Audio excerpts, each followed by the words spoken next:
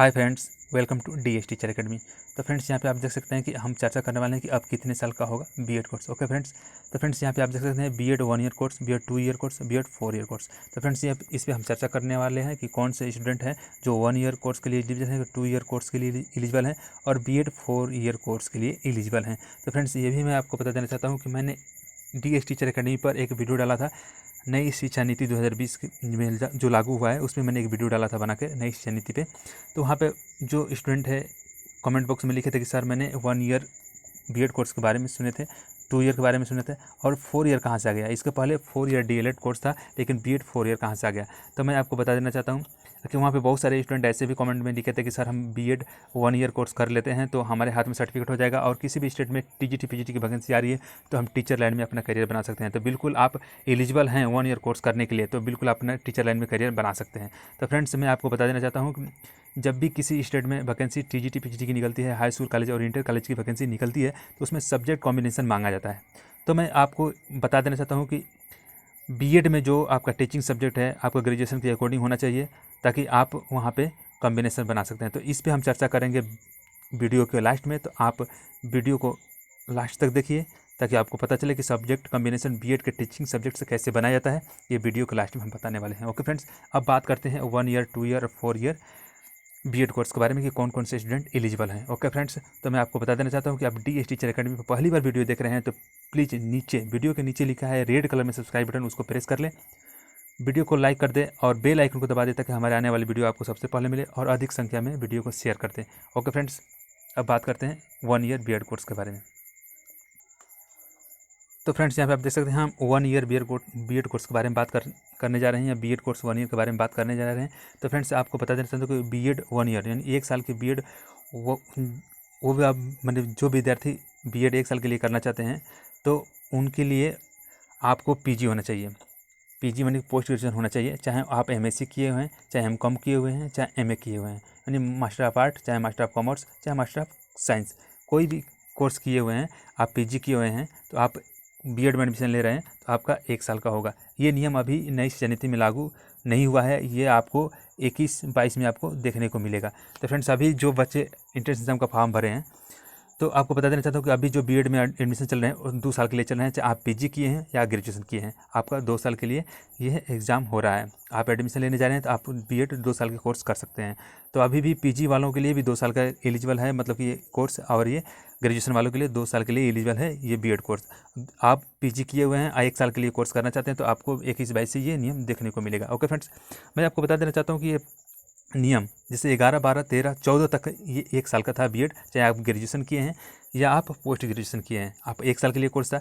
2015, 16, 17, 18 से 15 के बाद आप ये कोर्स 2 साल के लिए कर दिया गया। ओके फ्रेंड्स, अब नई शिक्षा नीति लागू किया गया है, इसमें बहुत बड़ा चेंजिंग किया गया है। अब बात करते हैं 2 ईयर बीएड कोर्स के बारे में। Okay friends, 1 year BEd course के बारे में आपको बिल्कुल पता चल गया होगा। अब हम बात करने जा रहे हैं 2 ईयर बीएड कोर्स के बारे में। ओके फ्रेंड्स, तो फ्रेंड्स यहाँ पे आप देख सकते हैं बीएड 2 ईयर कोर्स, यहाँ पे आप देख सकते हैं बीएड 2 ईयर कोर्स के बारे में हम चर्चा करने वाले हैं। तो फ्रेंड्स आप बीएससी किए हुए हैं, चाहे बीए किए हुए हैं, चाहे बीकॉम किए हुए हैं, आप ग्रेजुएशन किए हुए हैं किसी इसमें से, तो आप बीएड कर सकते हैं, वो भी 2 ईयर के लिए। आप मतलब बीएससी किए हुए हैं, बीकॉम किए हुए हैं, बीए किए हुए हैं, तो आप बीएड में एडमिशन लेने जा रहे हैं तो आपका 2 ईयर कोर्स होगा। आप 2 ईयर बीएड कोर्स करना आपका अनिवार्य है। ओके फ्रेंड्स, तो ये भी बात आपको समझ में आ गया होगा। अब बात करते हैं फ्रेंड्स 4 ईयर बीएड कोर्स के बारे में कि कौन कौन से स्टूडेंट 4 ईयर जो एडमिशन लेंगे बीएड कोर्स में तो 4 ईयर बीएड कोर्स करना होगा। ओके फ्रेंड्स, तो फ्रेंड्स यहाँ पे आप देख सकते हैं कि बीएड 4 ईयर कोर्स। तो फ्रेंड्स जो बच्चे इंटरमीडिएट के बाद टीचर लाइन में जाना चाहते हैं, उनका मनपसंद लाइफ में टीचर बनना है, तो वो इंटरमीडिएट के बाद बीएड करेंगे तो वो 4 साल का होगा। मैं आपसे फिर बता देना चाहता हूँ कि जो स्टूडेंट टीचर लाइन में जाना चाहते हैं तो इंटरमीडिएट के बाद वो बीएड करने जाएंगे तो वो आपको 4 साल के लिए बीएड करना होगा। ओके फ्रेंड्स, अब एक बहुत बड़ी बात सामने आ रही है स्टूडेंटों के लिए कि सर कमेंट बॉक्स में लिखे थे कि सर जब बीएड 1 साल का था तो सिलेबस शॉर्ट था, जब 2 साल के लिए 2015 से कर दिया गया तो सिलेबस में थोड़ा बदलाव कर दिया गया, सिलेबस चेंजिंग कर दिया गया। तो अब इस समय जो बीएड 1 साल के लिए, 2 साल के लिए और 4 साल के लिए किया गया है तो इसमें सिलेबस क्या होने वाला है, तो इस पर हम चर्चा करने वाले हैं बिल्कुल बेहतरीन तरीके से। Okay friends, step by step इस पर हम चर्चा करें। तो फ्रेंड्स यहाँ पे आप देख सकते हैं कि जो स्टूडेंट के दिमाग में जो सस्पिशन चल रहा है, जो डाउट चल रहा है कि अब बीएड का सिलेबस अलग अलग होगा या एक जैसा। तो फ्रेंड्स मैं आपको बता देना चाहता हूँ कि जब 2011, 12 और 13, 14 तक बीएड 1 साल का था तो उसका जो सिलेबस था, जो स्टडी मटेरियल था पढ़ने का, वो थोड़ा शॉर्ट था। और जैसे ही बीएड 2 साल के लिए 2015 से कर दिया गया, जो अभी भी 2 साल के लिए चल रहा है, वो स्टडी मटेरियल जो सिलेबस था उसमें बदलाव कर दिया गया, बढ़ा दिया गया सिलेबस को। तो ये तो लग रहा है कि 2 साल के लिए बीएड कर दिया गया तो सिलेबस बढ़ा दिया गया है। अब 4 ईयर के लिए जब बीएड कर दिया गया है तो इसका भी सिलेबस बढ़ना चाहिए, ये तो अनिवार्य है, क्योंकि जब 4 साल के लिए बीएड कर रहे हैं तो इसका सिलेबस ही बढ़ेगा।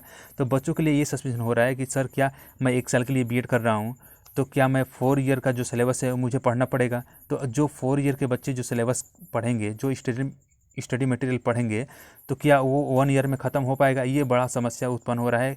2 ईयर वाले बच्चे ये भी कह रहे हैं कि जो 4 ईयर के जो बच्चे सिलेबस में चेंजिंग किया गया है, जो नई शिक्षा नीति में जो नियम लगाया गया है कि 4 ईयर का जो सिलेबस होगा वही 1 ईयर और 2 ईयर के बच्चों को पढ़ना होगा, तो क्या सर ये संभव है कि ये सिलेबस जो है ख़त्म हो पाएगा? जो हम लोग को क्लास में अध्यापक पढ़ाएंगे, क्या वो 1 ईयर और 2 ईयर में 4 ईयर का जो कोर्स है वो ख़त्म कर पाएंगे? तो ये बिल्कुल ऐसा संभव नहीं है। तो इस पर आपको बता देना चाहूँ, बहुत बड़ा बवाल उत्पन्न हो गया है नई शिक्षा नीति में।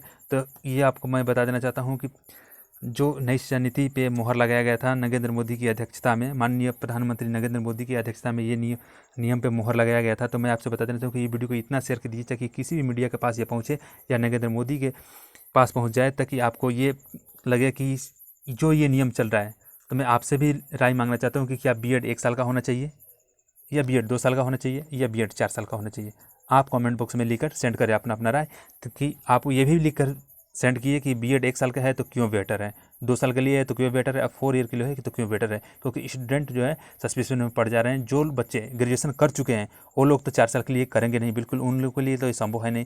और जो बच्चे एमए कर चुके हैं तो वो तो 2 साल के लिए करेंगे नहीं, वो तो 1 ईयर के लिए ही सोचेंगे कि हमको 1 साल में ही फ़ायदा मिल जाए। तो ऐसा ही जो जितने भी डाउट स्टूडेंट के बीच दिमाग में पड़ रहे हैं, तो बिल्कुल आपसे मैं यही कहूँगा कि कमेंट बॉक्स में अपना राय लिखकर सेंड करें और डीएस टीचर एकेडमी को सब्सक्राइब कर लें। ओके फ्रेंड्स, अब बात करते हैं कि बीएड में जो टीचिंग सब्जेक्ट के बारे में आपसे बता रहा था वीडियो को शुरू में ही कि मैं वीडियो क्लास में बताने वाला हूँ कि टीचिंग सब्जेक्ट क्या लें ताकि आपका बीएड में सब्जेक्ट कॉम्बिनेशन बन सके। तो फ्रेंड्स मैं आपको बता देना चाहता हूँ, जैसे कि आप बीए में आप हिंदी लिए हैं, संस्कृत लिए हैं और इतिहास लिए हैं, तो आपका टीचिंग सब्जेक्ट क्या हो बीएड में। तो मैं आपको बता देना चाहता हूँ कि आपका हिंदी में भी कॉम्बिनेशन होना चाहिए और संस्कृत में कॉम्बिनेशन। जैसे आपको हिंदी से आप टीजीटी के फॉर्म भर रहे हैं तो इंटर में आपका संस्कृत होना चाहिए, तब आप हिंदी से भर सकते हैं फॉर्म टीजीटी का। ये मैं कॉम्बिनेशन सब्जेक्ट कॉम्बिनेशन पे एक वीडियो बना रखा हूँ, आप वहाँ पे जाकर देख सकते हैं। तो आपका जो ग्रेजुएशन में सब्जेक्ट है, आप ये तीनों सब्जेक्ट जो अब तीनों सब्जेक्ट हैं तो आप 1 ईयर और 2 ईयर तीनों सब्जेक्ट पढ़ते हैं। 3rd ईयर में एक सब्जेक्ट छोड़ देते हैं। तो जो आपका 3rd ईयर में 2 सब्जेक्ट रहता है, उसी 2 सब्जेक्ट में से किसी एक सब्जेक्ट से आप बीएड में टीचिंग कर सकते हैं। तो आपके लिए सब्जेक्ट कॉम्बिनेशन बन सकता है। मान लीजिए कि आप हिंदी और संस्कृत और इतिहास लिए हैं और 3rd ईयर में आप इतिहास छोड़ दिए हैं, तो आप 3rd ईयर में आप हिंदी और संस्कृत है, तो आप जब बीएड कर रहे हैं तो आपका टीचिंग सब्जेक्ट या तो हिंदी होना चाहिए या संस्कृत होना चाहिए।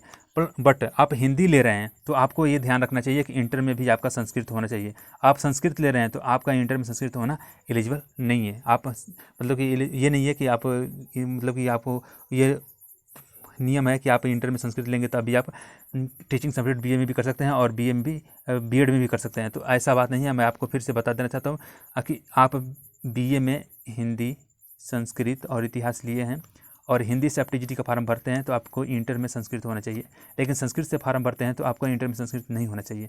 आपको बीएड में टीचिंग सब्जेक्ट संस्कृत होना चाहिए। तो ये सब्जेक्ट जो है सब्जेक्ट कॉम्बिनेशन बहुत इंपॉर्टेंट है आपके लिए। तो मैं आपको फिर से बता देना चाहता हूँ कि आप सब्जेक्ट कॉम्बिनेशन का एक वीडियो बनाया गया है, आप डीएस टीचर एकेडमी चैनल को सब्सक्राइब कर ले, आप जाकर वहाँ से सब्जेक्ट कॉम्बिनेशन का वीडियो देख सकते हैं। ओके फ्रेंड्स, तो आज के लिए इतना ही। आपसे चलते चलते बस यही कहना चाहूँगा कि वीडियो अच्छा लगे तो लाइक कर दें, सब्सक्राइब कर लें और अपने दोस्तों के यहाँ शेयर कर दें। Watching for video, happy nice day. जय हिंद, जय श्री राम।